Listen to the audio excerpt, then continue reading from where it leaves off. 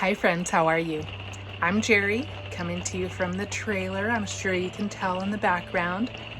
And we just got done celebrating Thanksgiving, and now we're set up for Christmas.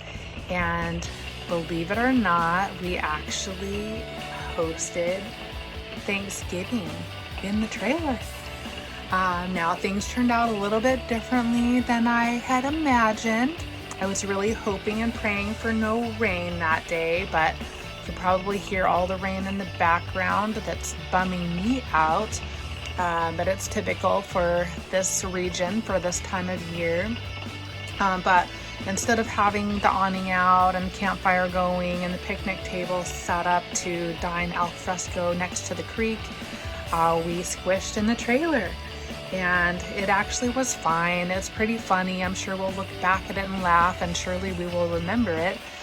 But we had 5 adults in the trailer, and we all fit in this dinette, which was pretty nice. My husband didn't sit down with us. He has a hard time sitting. He likes to be doing, and he made a beautiful and delicious prime rib on his smoker grill. And so everyone enjoyed that. It was the highlight of the day. And then it was fine. So hopefully we'll be in our new house by next holiday season, but we might not be. So maybe someone else will host next year. Anyway, all things are good. I hope that you had a wonderful Thanksgiving. Probably because of the weather, I'm having a hard time with the internet here.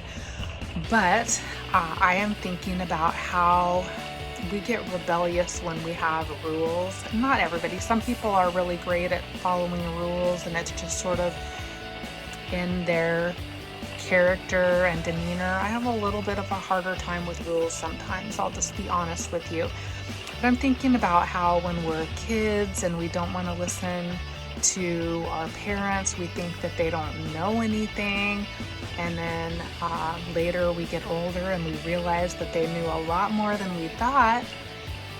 Well, God really does know everything, and He's only given us a few rules to follow.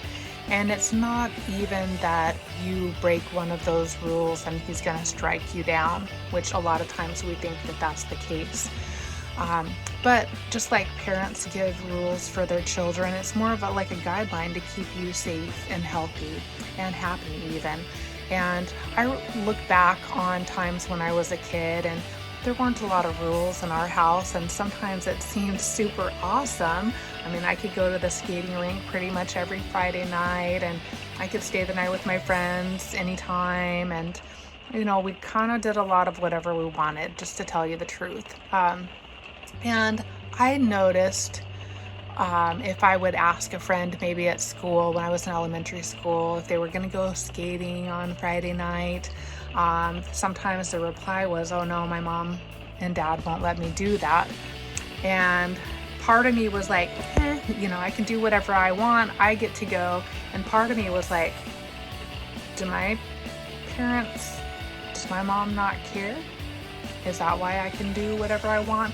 And I don't think that that was quite the case either, but it was just something that went through my mind.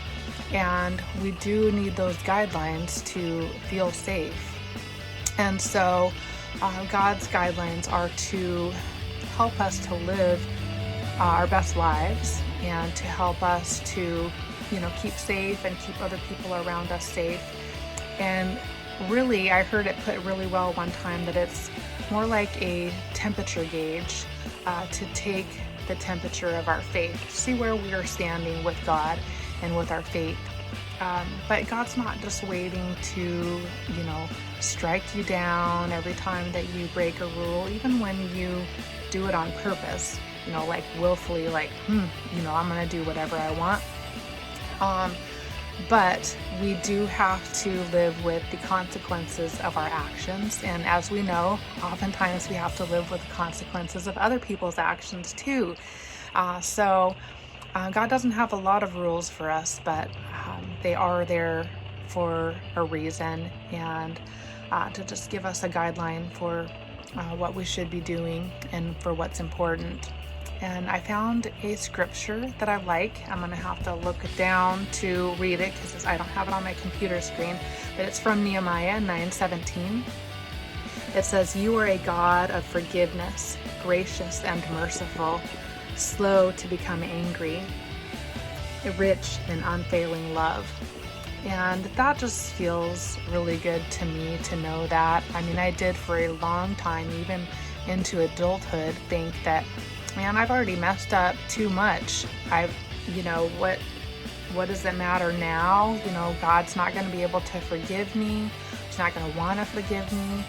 And it turns out that those are just lies from the enemy, and it's not true at all. God is always ready to forgive you. Like I said, you're not going to be free of the consequences of your actions. Just like if I go speeding down the road, I can do it. I can get in my car right now and go speed down the road. But if I get pulled over, or I get into an accident, or I hurt somebody, that is going to be dealing with the consequences of my choices. So just like anything else, some things are more subtle than that, and sometimes things are more obvious, but that basically is how it is.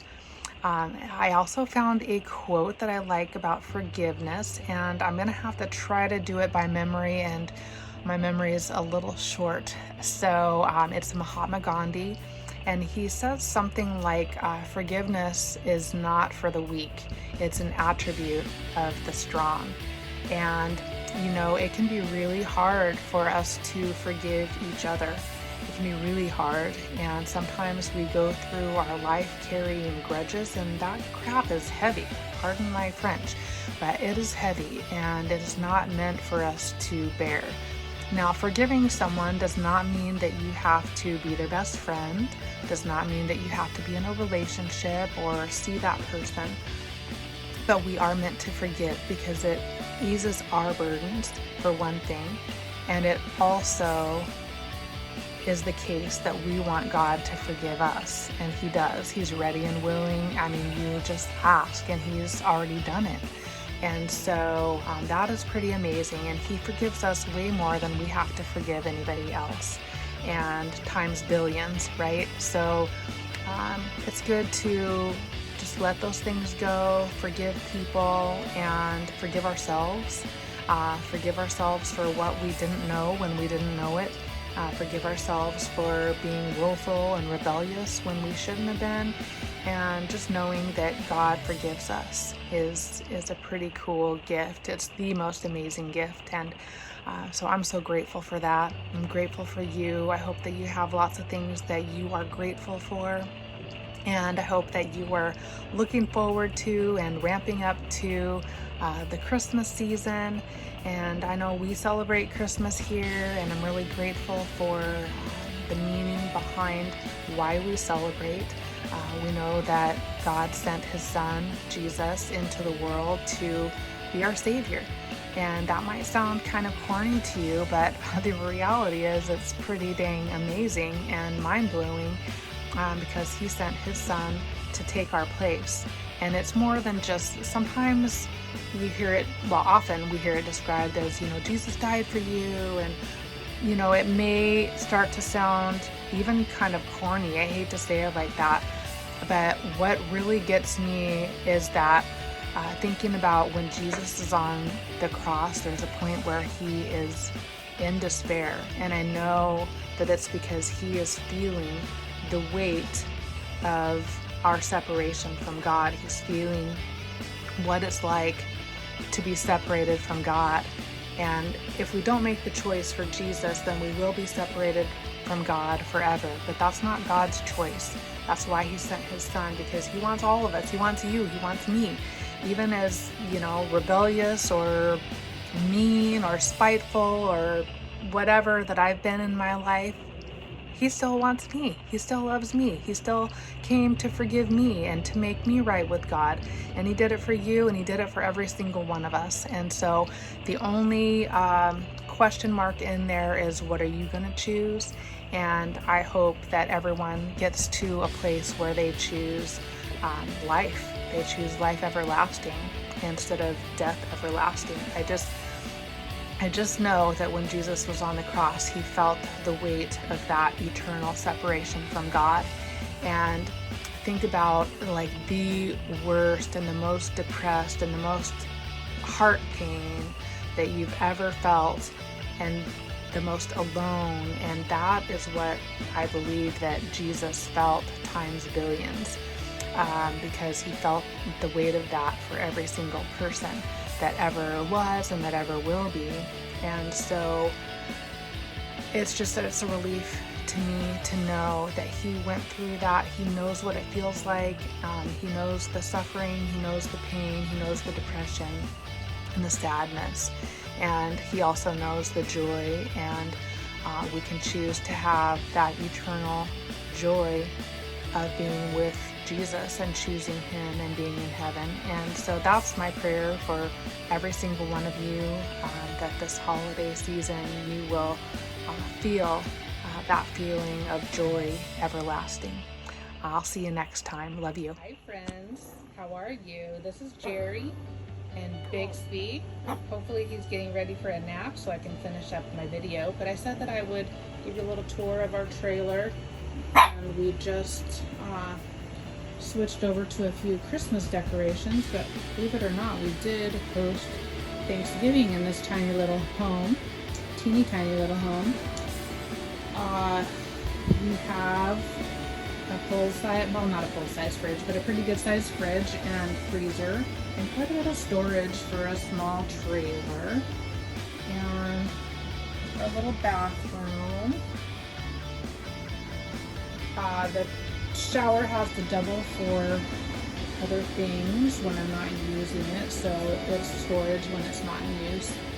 And the Murphy bed folds up into the wall, so it gives us a little more floor space when we are not sleeping. And then there's Bixby's quarters. And then I will finish up with a new video. Hopefully I can figure out how to stitch them together.